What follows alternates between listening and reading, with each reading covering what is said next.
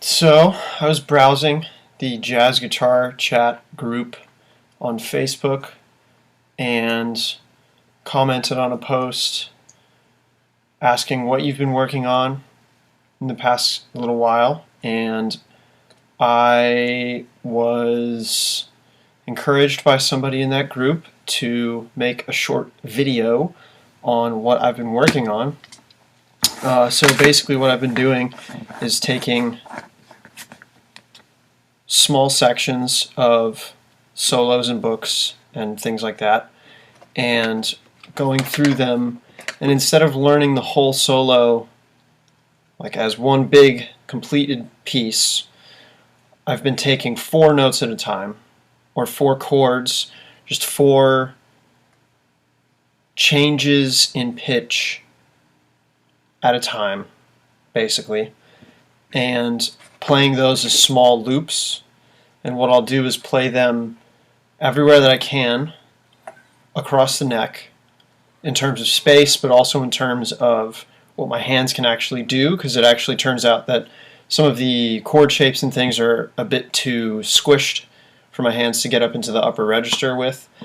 And the thing about these shapes that I'm copying, more or less, is that some of them are small enough to be moved to other strings than the strings that they are written in and on in the books themselves.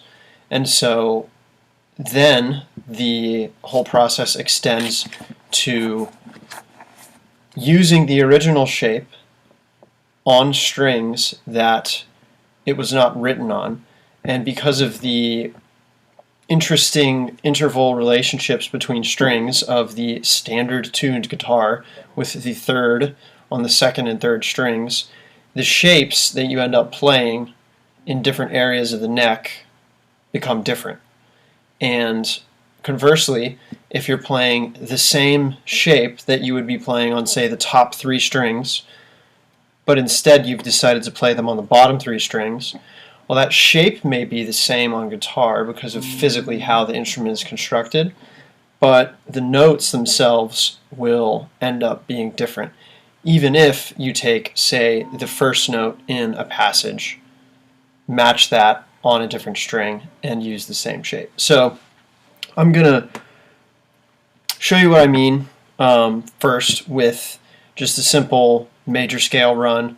My guitar is tuned a whole step down, so it's in D standard, and as you can see here, I've got the frets marked with white and black keys like a piano. So what I would encourage you to do is, instead of trying to copy anything that I'm doing note for note, or in other words rote, I would suggest rather that you think about the concepts and think about things that you're working on yourself and you're practicing, and think about maybe ruts that you've been in and things that you've been doing over and over again, and apply these concepts that I'm going to explain to those things that you've been practicing. So just to get the idea of manipulating shapes and kind of observing the intervallic changes that occur across, like I said, I'm going to use just a simple, let's see, it'd be a G major scale. So I'm going to start right here, and I'm going to play it like this.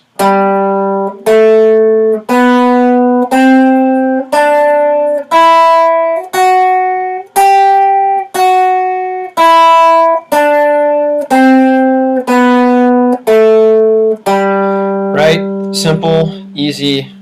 Lots of people know this. This is nothing new. What I'm going to ask you to do is look, instead of at the interval relationships that are unique to these sets of strings, these 3 strings, your first, second, and third string, just look at the shapes in terms of the fret movement and the movement across strings. So I'm going to start here, right? Here's your G, and to move up to the next note in G, in terms of what shapes you're playing, or you can even think of it as half steps or anything like that, but really you want to be thinking about the shape here to get this concept. You're moving up 2 frets to the next note. So 1 fret, 2 frets, right? and you're not moving across to a different string, it's on the same string. So from one fret up to the next. Now to the next note, what you're going to be doing is moving to the next string, obviously, and you're going to be moving up to the next string to the note that is 2 frets down. So you're moving up to the second string and then down 2 frets, and that's your next note destination, right? So we can just take these 3 notes even, and this shape, as you can see, up, once again 2 frets, and then skipping up to the next string, and your destination note is down 2 frets. Now this shape, if you will, on the second and third string of a guitar in standard ends up sounding like you're playing the first 3 notes of a major scale, or in other words, there's first a whole step and then another whole step. Right?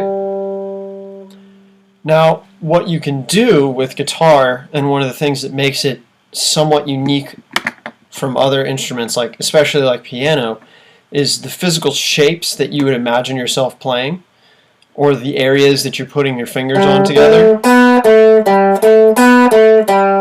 When you move those shapes to different strings, the intervallic relationships change. And this might be new to some people, this might be old information, so just bear with me, I'm just explaining the whole thing out. So we're going to take this same shape, and we're even going to start from the same initial note, which is this G here. And I'm going to move it up to the 7th fret on this 4th string here. This is where my G is.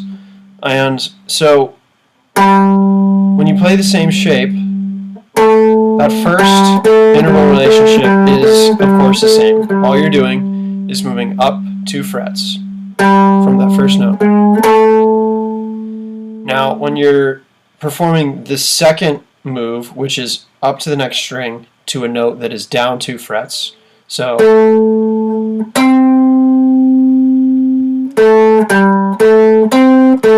you can hear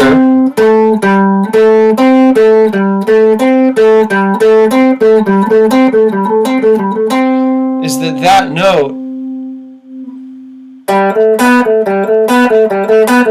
is different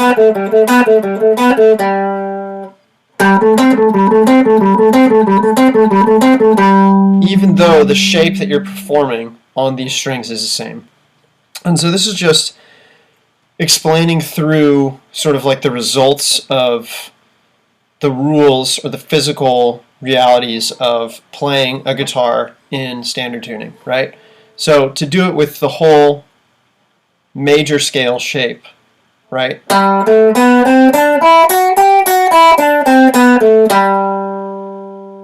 It would end up sounding like this.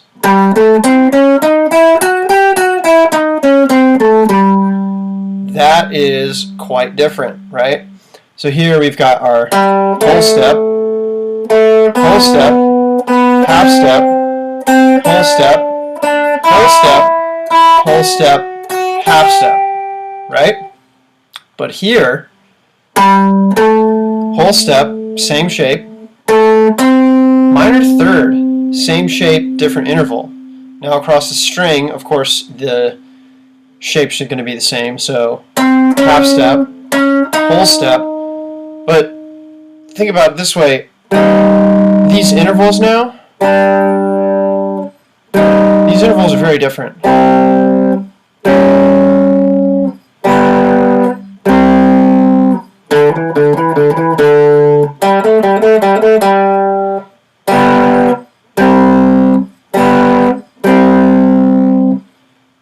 Where the shape here ends up being a tritone, the shape here ends up being a perfect fourth. So just to play it again in this alternate position. So this is just a different sound, okay? So So you're playing this, still the major 2, then you're playing the perfect 4th, and you're playing a flat 5th, a flat 6th, and then you get up here, and from the flat 6 there's a half step into a natural 6, and then you're playing a natural 7, and then you end up back in the root. So whatever this you want to call this scale, I mean, really, it doesn't matter that much for what we're doing here. And so now would be a good time to explain kind of like the purpose of doing something like this kind of like weird method of taking something and using it in a different position. It's sort of the same, but it's not really the same. The point is twofold. You're supposed to listen to the changes that you can hear occurring on the guitar. And the other thing is, when you hear these differences, you realize that you can use one shape in many different contexts and produce different intervallic relationships and different melodic relationships and all that stuff. So really, this is an exercise for differentiating the sounds of a guitar from the shapes of the guitar, but also associating multiple sounds with one shape, for example. So, I mean, just to kind of drive home this point again, so this first scale is played on the 1st, 2nd, and 3rd strings.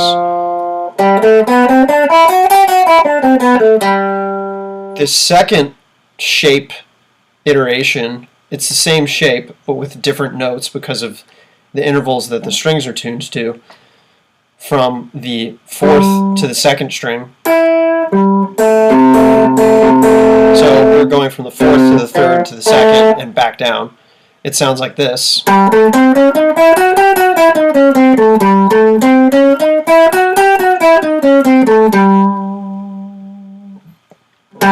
And then when you move it up and you play the same shape but on the 5th, 4th, and 3rd strings and back down.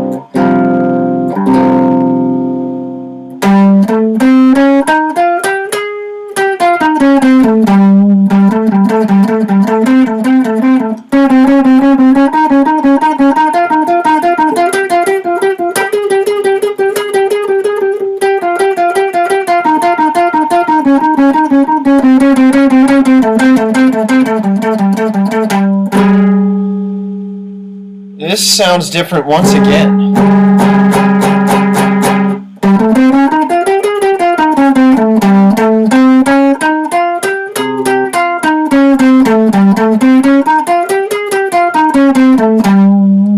So I'm going to play these other 2 string sets again with the same shape.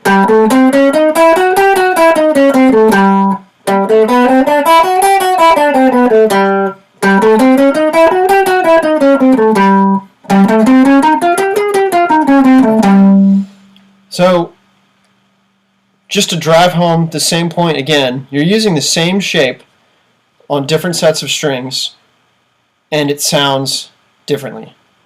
Okay?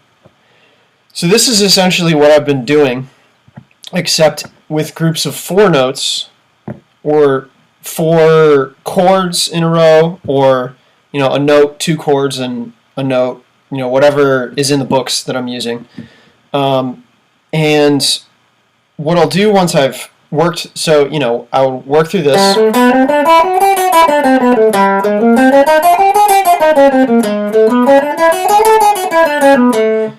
All the way up and down, get my fingers really nice and working, really familiar with everything that's happening. And then, once I've worked on this 1st, 2nd, and 3rd string set, move that same shape down to the 2nd, 3rd, and 4th string.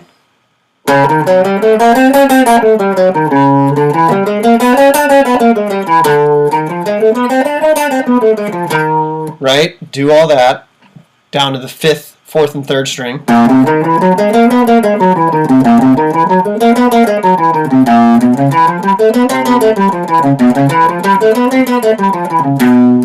And then, of course, down to the 6th, 5th, and 4th string in this example.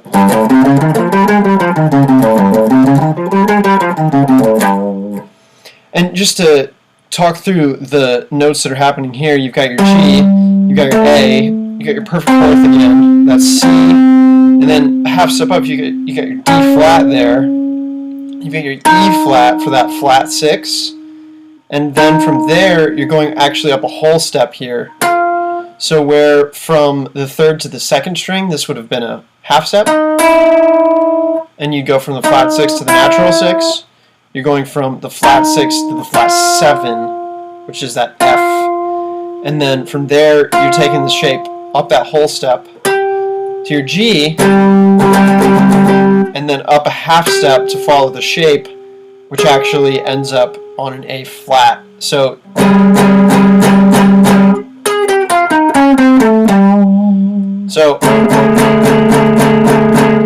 you've got kind of a weird interval here because you've got this scale that's kind of like Locrian natural 2 scale, you know, like 6-mode melodic minor, right? Like that kind of thing, but instead of repeating that natural 2 on the top, the shape forces you in a way, because the idea too is to be kind of disciplined to these shapes, into playing this flat 9 on the top. So that might be too technical, but basically just remember that when you've got these different intervallic relationships between the tuned strings, you end up being able to play one shape in different areas on different strings for multiple different sounds, even though you're playing the same shape.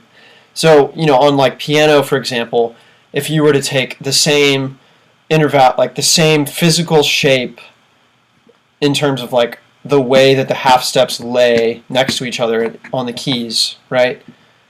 That shape, technically speaking, would be the same on every area of the piano, but on guitar and, you know, on bass as well, because you can tune bass with different sort of things, different intervals across strings and whatnot.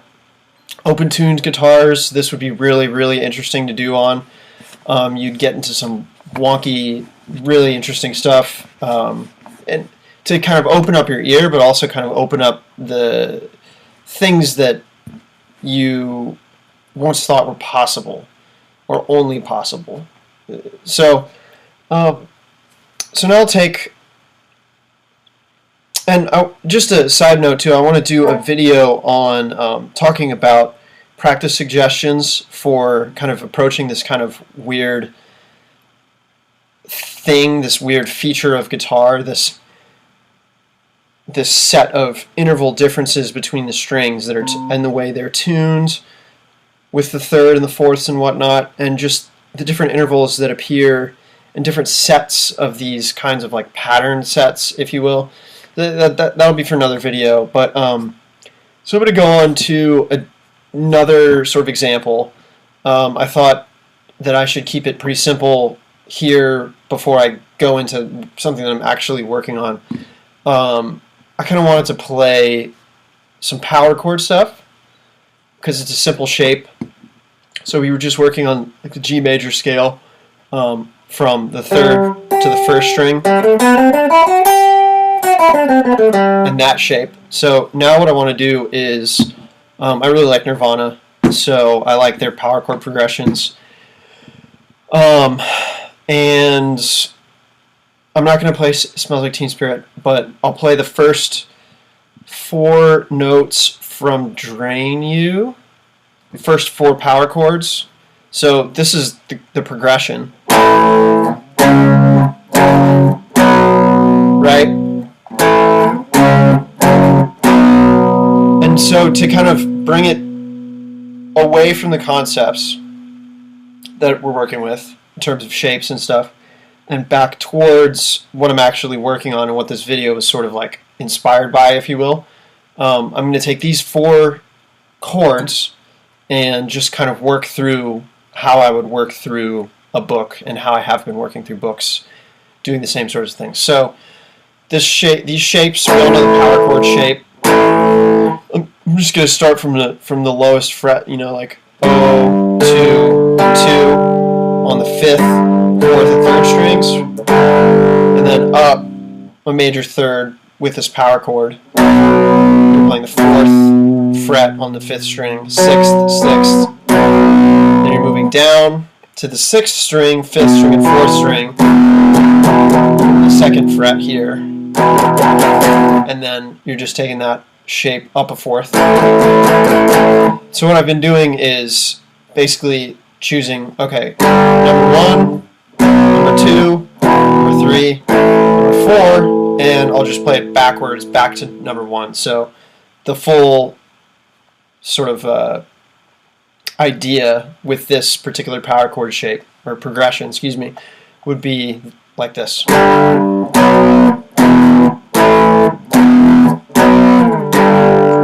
Right? So then what you can do with shapes on guitar is you can move them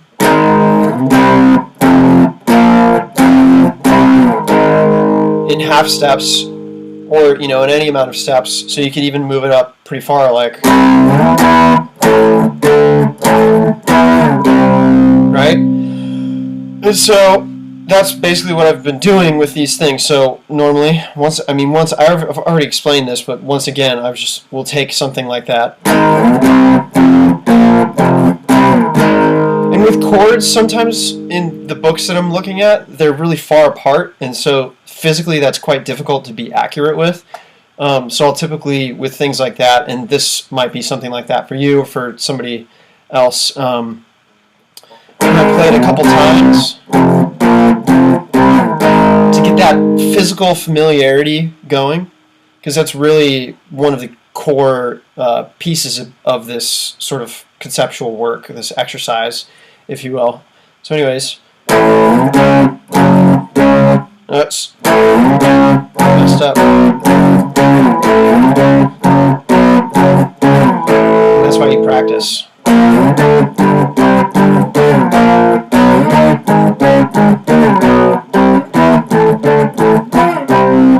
And yeah, so you do that all the way as far as you can reach. So let's just go up to the top.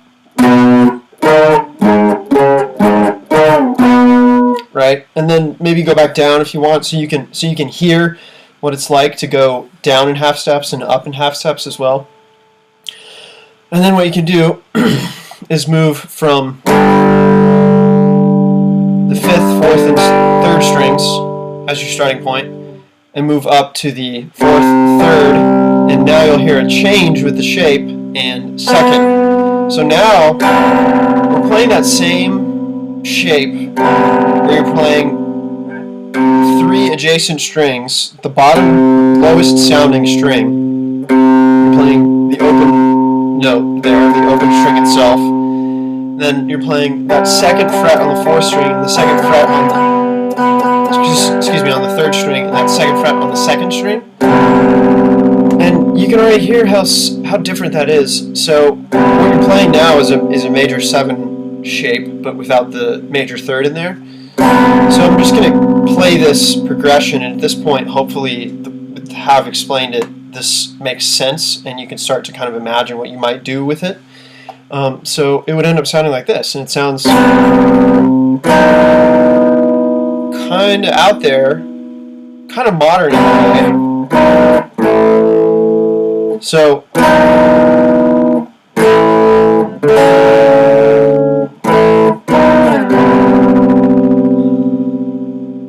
already you're using the same shapes. So let me just put it this way, like if you would do this with a song that you know really well, you could use all of the shapes inside of that song that your fingers are already very used to playing.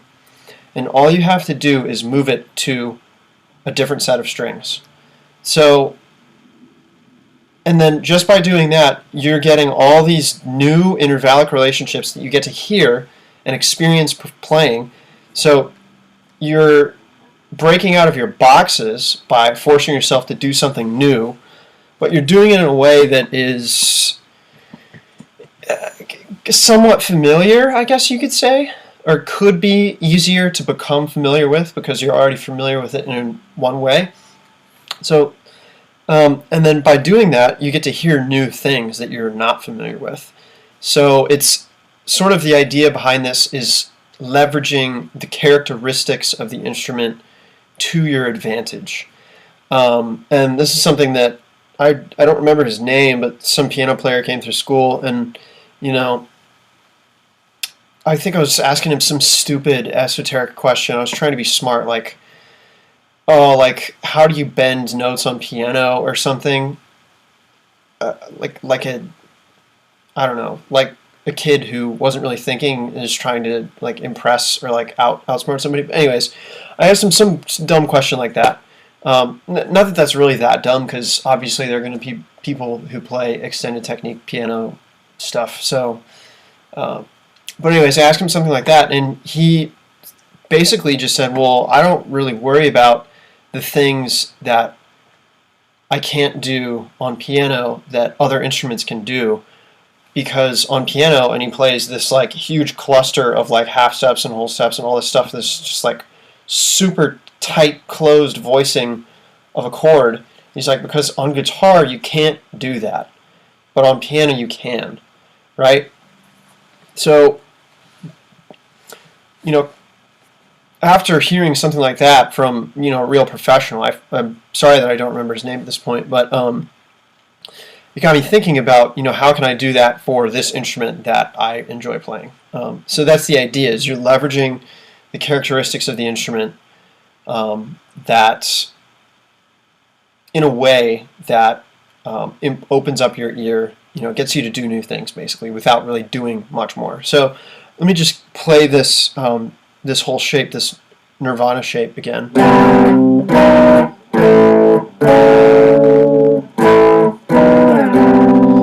At first, this is like a major 7. It's like a flat 6, and then this is like the 1, and you're moving down to the 4, and then you get this like key change where this becomes the 4, and this is like the 1. So it's almost like you're playing a major 7 from the 5, and like a major 7 from the flat 3. But anyways, you could just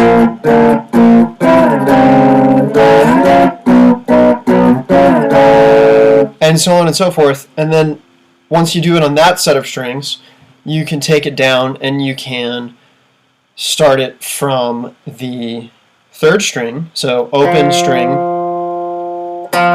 open fret, open string, open fret, 3rd string, 2nd fret.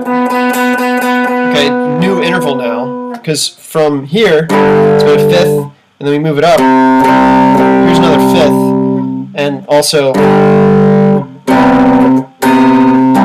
so you get an octave there, major 7 there. Now you've got major 7 again, so you've got this really crunchy, and this is like a chord hole shape when you're making chords out of 4ths instead of 3rds. This is the shape that you get when you're doing that with Lydian. So anyways, here's the same riff with the same shapes, just on different strings, and you're getting these wildly different results, intervallically, harmonically, musically. Already,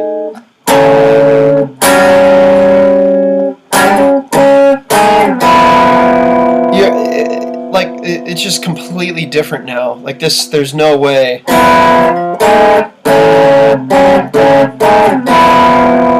to somebody who doesn't understand how this stuff happens on guitar that you could tell them, oh yeah, I came up with that when I was practicing a Nirvana riff.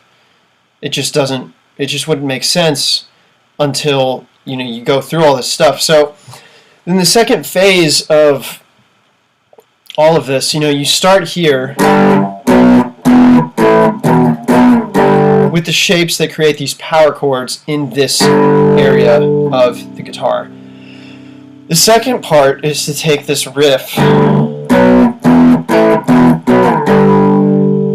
and what you want to do is move that riff to your new sets of strings. So we're going to do it from the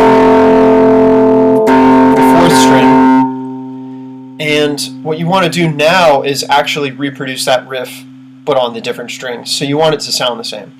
So what this is going to do is force you to change the shapes that you're playing. And this is another thing that you have to learn if you want to be a very thoroughly acquainted with the instrument guitarist, basically.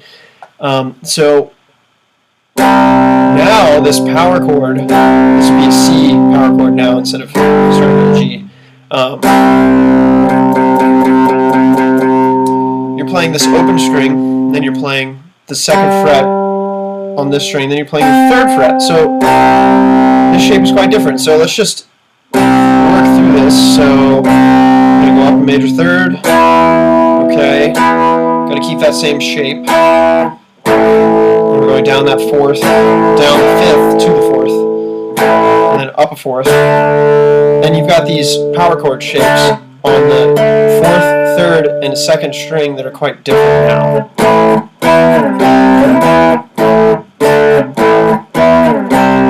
Right? Okay, so now we did that. We've translated it enharmonically, we've transposed it, but it's more of a translation to different strings than a real transposition. It's a little bit of both. So you've got this shape now. Well, let's take it up to the 3rd, 2nd, and 1st string. Now you've just got your power chord, but instead of with a perfect 5th, you've got that diminished 5th.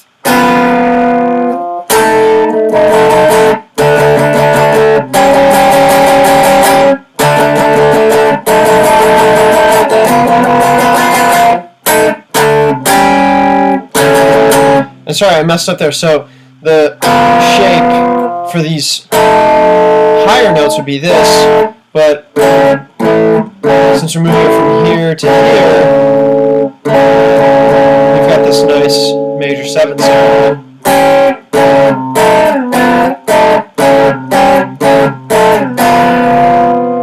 Okay, so you can hear how that's quite different. Now let's take it down to the lowest set of strings that you can play it on and hear what that sounds like. So now we've got this minor 9 interval with the same shape. So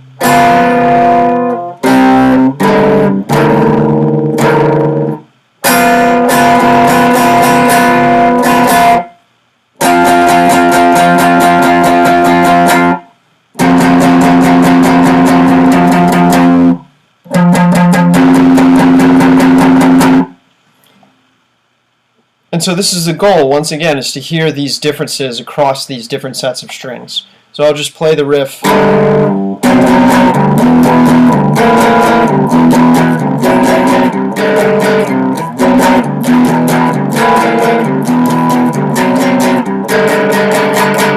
So what you're going to get when you're doing this wonky, kind of messed up, shapes-based practice stuff I'm doing, if you decide to do it at all, is this a lot of really nasty, crunchy sort of intervals that you normally wouldn't hear if you're out there listening to, say, like lots of classic rock or, just like pop or like radio stuff or anything really outside of like jazz or like experimental music or noise music or anything like that, like stuff that people play and they don't lay into it how a jazz musician might do and listen and appreciate those aural qualities, those harmonic qualities. And so if you can get yourself to do that, and I personally don't really like this chord at all. I guess like in context it might be nice, but by itself it's a lot. You might end up liking some of this weird stuff. So once again, the goal is to open up your ears to new sounds without pushing your physical, technical limits too much. It's going to push you a little bit because you're going to be on different strings, so maybe with your picking hands, things get a little bit tricky at first. Yeah, and so I'll just finish out this example with this Nirvana riff, except starting from up here where this power chord would be. So power chord here sounds like this. Move it up to the next set of strings. The shape changes, as you can see. And then you move it up again, and the shape changes again. This time you're playing your open string, and then you're playing the next string on the 3rd fret, and then you're playing the next string also on the 3rd fret. So you get this 5th, your perfect 4th, your octave. Power chord, right? So we're going to take the riff now, and we're going to play the riff.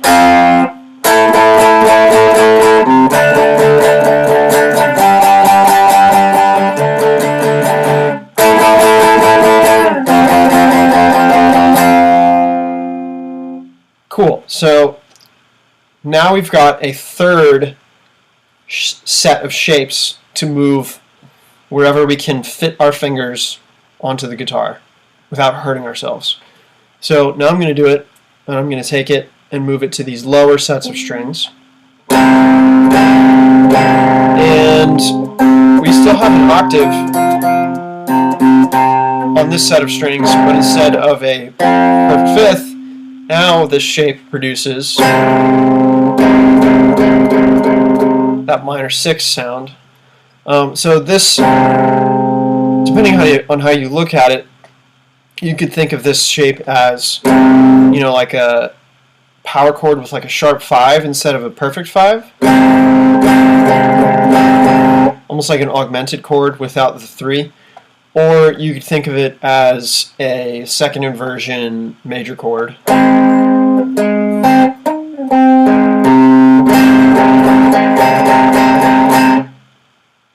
You know, with the 3rd in the bass, but there's no 5th in the chord. But it doesn't really matter. I mean, the point is, you're playing the shape. It sounds different, but it's the same shape that you play up here, and you can play the shape anywhere you want.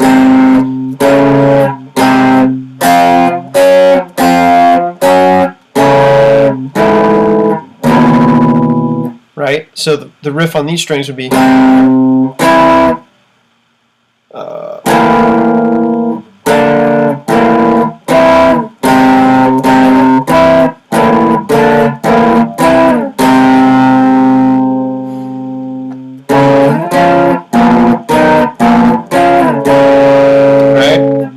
some new sounds that you haven't heard before, but these shapes may well be very familiar. And just to finish it out, sharp 5, flat 6, that flat 9.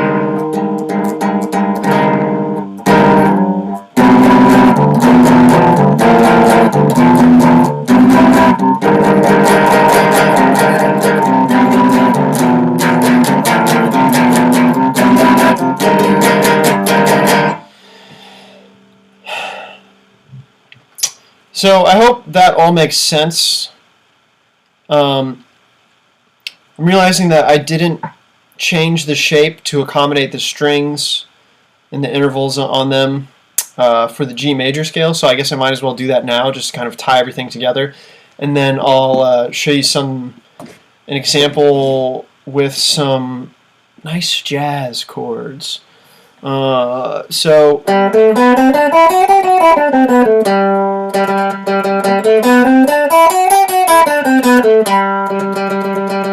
Okay, so that's, basic. So here's the shape on going from the 4th string to up an octave to the 2nd string.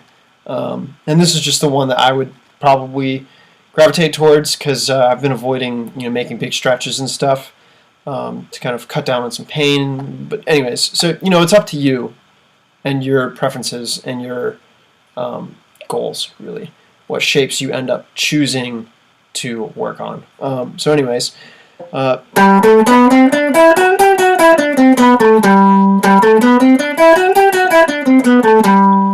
just going to take that same shape, up that whole step, and then you're jumping up a whole step. And just notice that the movement that you're making, you can think of it as moving up to that next string. So from the 4th string, 9th fret, 4th string, up to the 9th fret, 3rd string, and you're moving up a half step, whole step, and that shape, once again, between these two strings tuned to a third here, ends up being a whole step. But if you were to move it over here, you get this minor third.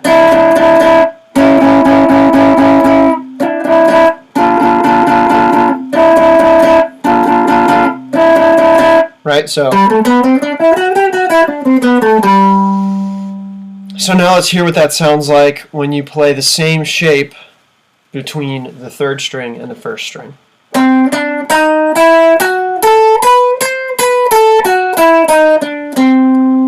Alright, that's pretty weird. I don't even want to think about what that is right now, but just you can hear how it sounds quite different. We're playing the same shape.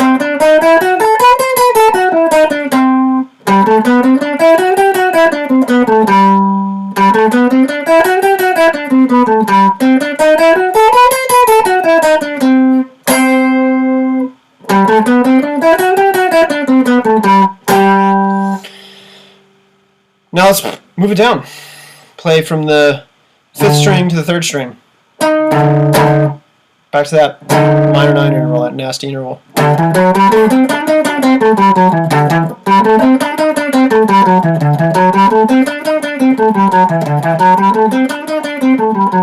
That sounds a little bit nicer. That's like on the way up, there's like that, it's that mixolydian thing, but then you get to that top, and you get the flat 9, so you're doing like a modal mixture sort of thing.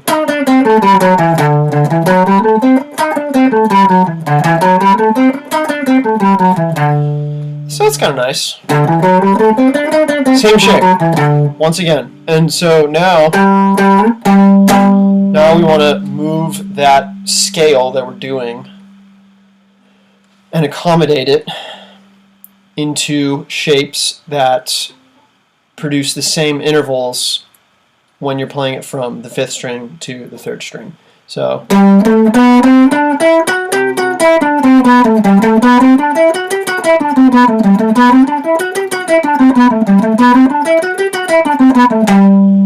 there's G major scale once again.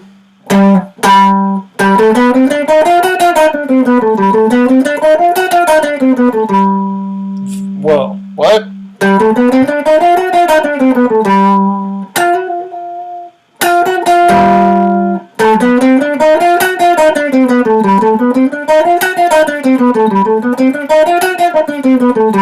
I do want to think about what that is, because that sounds really nice. So, going from your G to your A, to your B, up to your C, to your D, and then from your D you're going to that.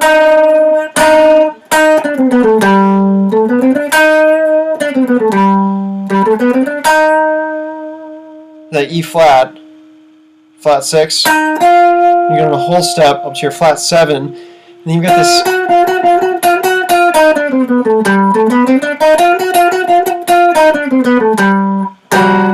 You get a major 7 there. So that's kind of another modal mixture thing too, and more like a chromatic embellishment, but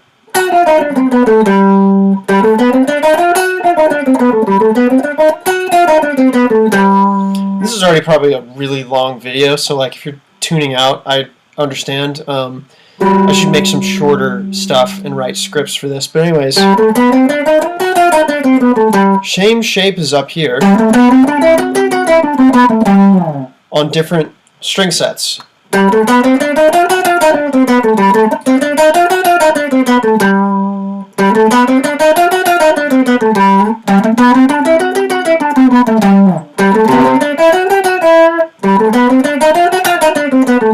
See what I'm saying?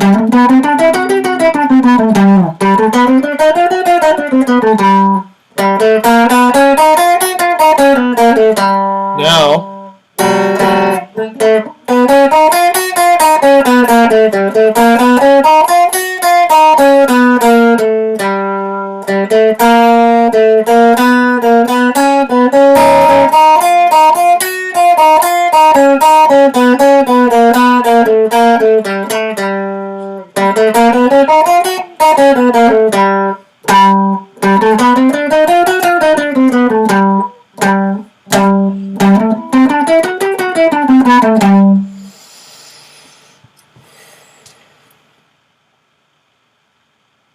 So hopefully that makes sense. I realize this video's kind of gotten out of hand, but I'm going to go ahead and show you what this sort of thing can sound like in a different context. So we did basic scale, we did a basic power chord progression, something that is probably well within the range of many guitar players' technical ability and familiarity in terms of like harmonic and technical stuff. So I've been working through this book. Let's see here, Larry Coryell, Jazz Guitar, and to be fair, it's I'd be way better off transcribing solos probably and transcribing real stuff, but I'm kind of lazy, so I'm just copying stuff straight out of this book. So I'm just going to take where I'm at, and it's 4 chords, so it's like a chord progression thing. So these are the chords, right? And then we've got this diminished chord. And then we've got this. So in order, that's the progression of the chords at this particular passage. So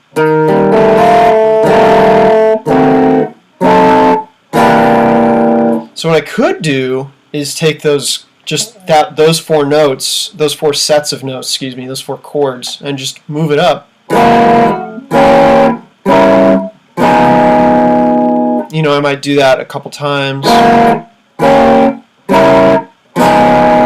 just to get a feel for that thing, and then eventually I might get pretty far along, so I guess it would be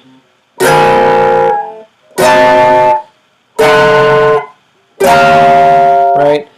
And moving it around the neck, you can do it in half steps, you can do it in whole steps, you can do it in all the intervals. Fifths and fourths would be good, and just to get your ear hearing all the different areas of the guitar. And so once I would do that on these sets of strings that this riff starts on, and this is how I've been doing it because it just seems more interesting to me right now.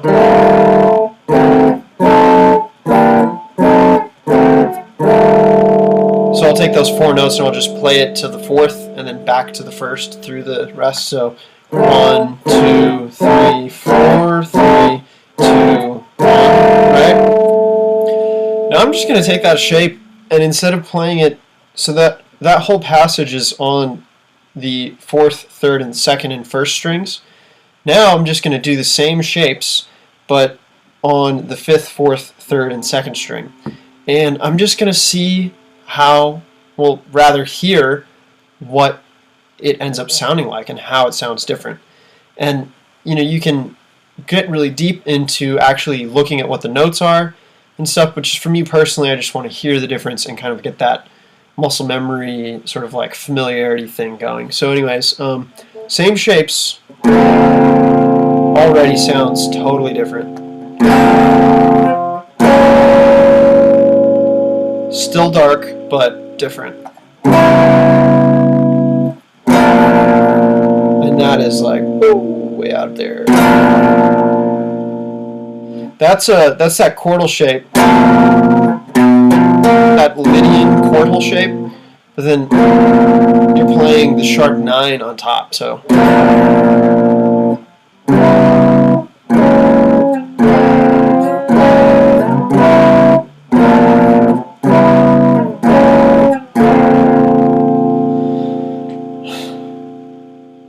see where I'm going now? Sounds quite different. So you've got this major 9, this half diminished chord, up major 3rd to another half diminished chord, and you've got this like sharp 11, sharp 9. Ooh, that's like a nice little progression there. And so just by moving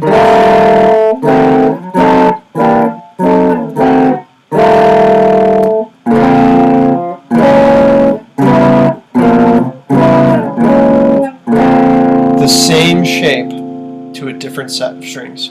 So now I'll just finish this video out by playing the, well actually no, I have another thing to do after this. So from the 6th to the 3rd string, same passage. Already this sounds quite different. This is much darker now.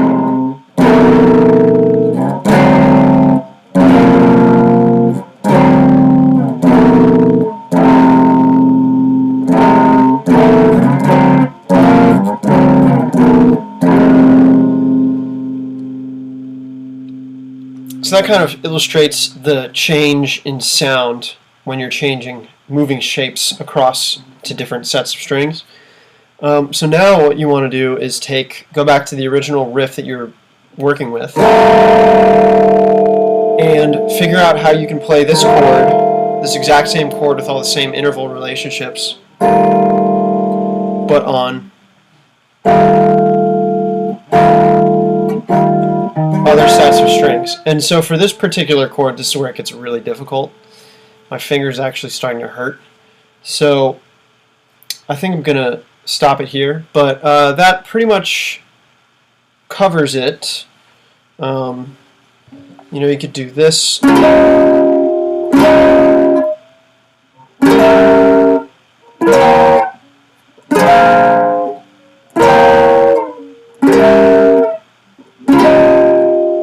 Right? But diminished, diminished, half diminished, diminished, diminished, major 9, sharp 11. And then take those same shapes those new shapes with the same intervals and just do the same thing over again, but on different sets of strings. Now, this is like a sus4 major 9, but you've got the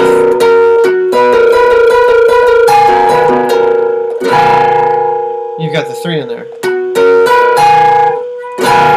Then this is, in some contexts, a dominant sound.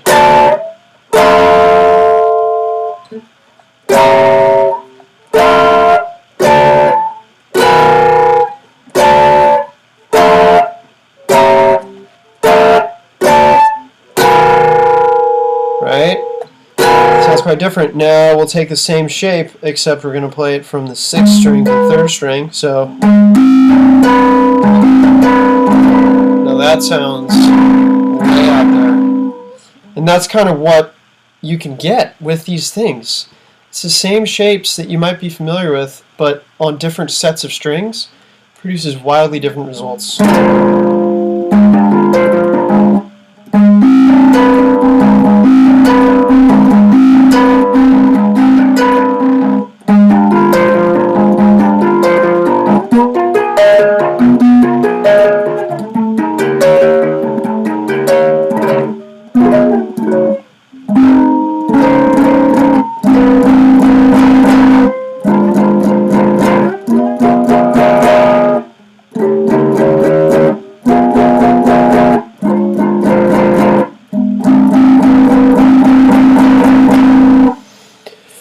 Yeah, and then, you know, you can keep just doing that over and over and over again.